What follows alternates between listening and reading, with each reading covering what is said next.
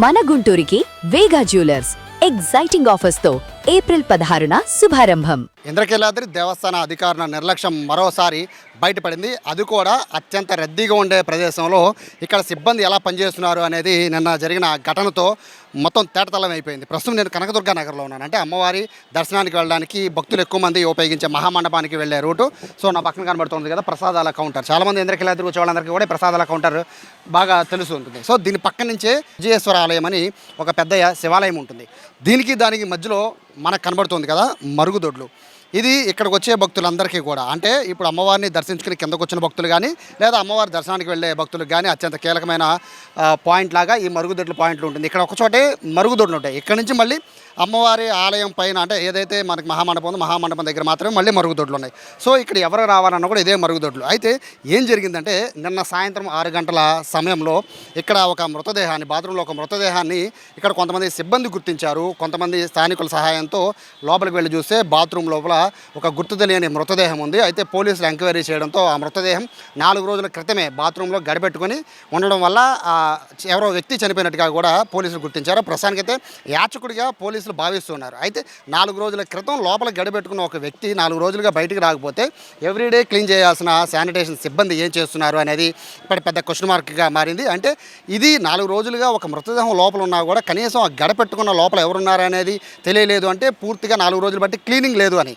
మృతదేహం బయటపడి 4 రోజులు అవుతుంది, అంటే చనిపోయి 4 రోజులు అవుతున్నట్టుగా భావిస్తున్నారు. బట్ ఎప్పటి నుంచి దీనికి క్లీనింగ్ లేదు అనేది కూడా ఇప్పుడు పెద్ద క్వశ్చన్ మార్క్గా ఉంది. ప్రస్తుతానికైతే పోలీసులు ఎంక్వైరీ చేస్తున్నారు ఆ మృతదేహం ఎవరిది అనేది. ఎందుకంటే బాడీకి సంబంధించి అంటే మృతదేహం పడిపోయి ఉన్న విధానం కానీ అక్కడ తగిలించిన ప్యాంటు షర్ట్ కానీ దాంట్లో ఎటువంటి ఆధారాలు లేవు ఎవరిది అనేది. సో యాచకుడిగా ప్రస్తుతానికైతే పోలీసులు భావిస్తున్నారు.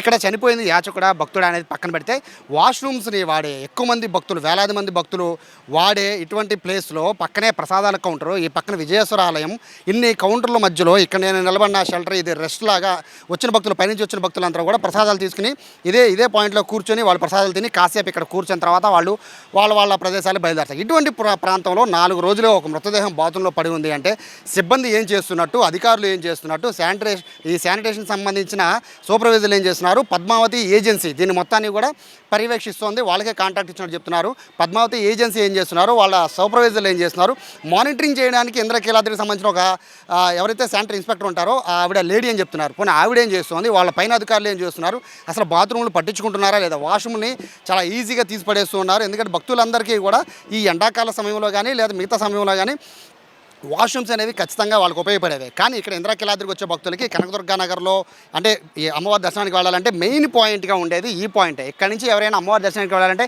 మధ్యలో ఎవరో టాయిలెట్లు పెద్దగా వాడరు. ఎందుకంటే ఇక్కడ కాలకృత్యాలు తీసుకున్న అనంతరం ఇక్కడ నుంచి ఫ్రెష్గా మళ్ళీ అమ్మవారి దర్శనానికి వెళ్తారు తప్ప.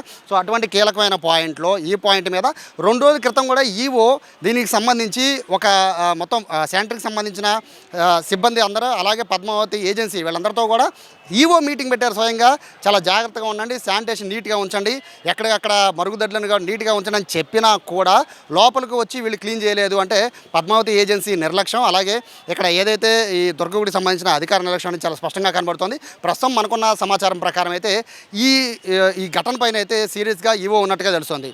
అయితే దీనికి సంబంధించి పద్మావతి ఏజెన్సీకి నోటీసులు ఇచ్చినట్టుగా కూడా చెప్తున్నారు. దాంతోపాటు శానిటరీ ఇన్స్పెక్టర్ ఎవరైతే ఈ పాయింట్లో పనిచేస్తున్న శానిటరీ ఇన్స్పెక్టర్ ఉందో ఆవిడకి కూడా నోటీసులు ఇచ్చిన ఆవిడని సస్పెండ్ చేసినట్టుగా చెప్తున్నారు. కానీ ఈ ఘటన అయితే భక్తులు చాలా సీరియస్గా తీసుకుంటున్న పరిస్థితి కనబడుతోంది. ఇంత నిర్లక్ష్యంగా ఇంద్రకీలాద్రి పైన అధికారులు వ్యవహరిస్తున్న తీరు పైన అయితే భక్తులు తీవ్ర స్థాయిలో మండిపడుతున్నారు. జస్ట్ నోటీసులు ఇచ్చి వదిలేయడమేనా, దీనికి సంబంధించి యాక్షన్ ఏమైనా ఉంటుందా, మరుగుదొడ్ల విషయంలో ఇంకొంచెం దృష్టి పెడితే బాగుంటుంది అనేది భక్తులు కోరుకుంటున్నారు. ఇది నిర్లక్ష్యం అనేది స్పష్టంగా కనబడుతుంది కాబట్టి సీరియస్ యాక్షన్ తీసుకోవాలనేది భక్తులు చెప్తున్నారు.